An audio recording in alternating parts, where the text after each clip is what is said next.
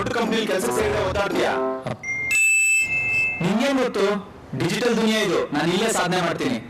ಸಾಧನೆ ಅಂತೆ ಸಾಧನೆ. ಮೊದಲೆದ್ದೇನಾದ್ರು ಕೆಲಸ ಹುಡ್ಕೊಳ್ಳಿ ಫರ್.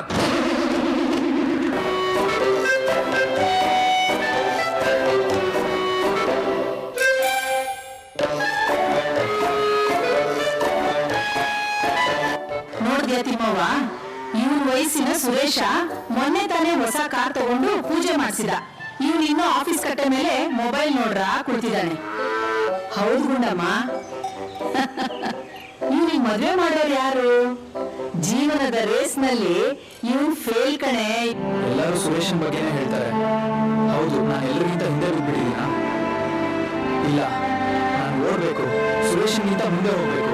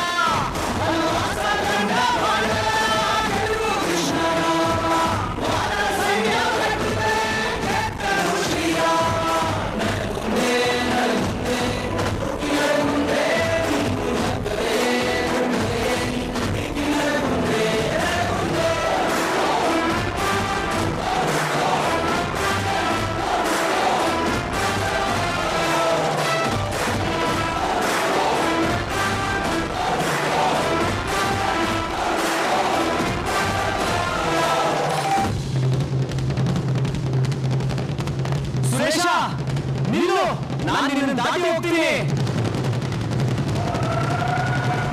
ನನಗೆ ನಿಲ್ಲಕ್ಕೆ ಸಮಯ ಇಲ್ಲ ರಮೇಶ.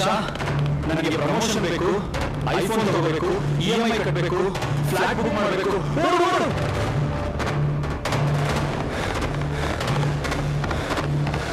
ಇನ್ನೂ ಜೋರಾಡು, ಅವನು ಮುಂದೆ ಹೋಗು.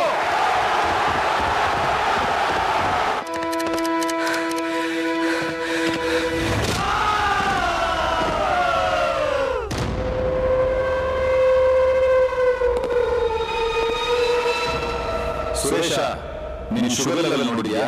ಇಬ್ರು ವಯಸ್ಸಿನ 25, ಆದ್ರೆ ಬಾಡಿ ಕಂಡೀಷನ್ 80 ತರ ಆಗಿದೆ.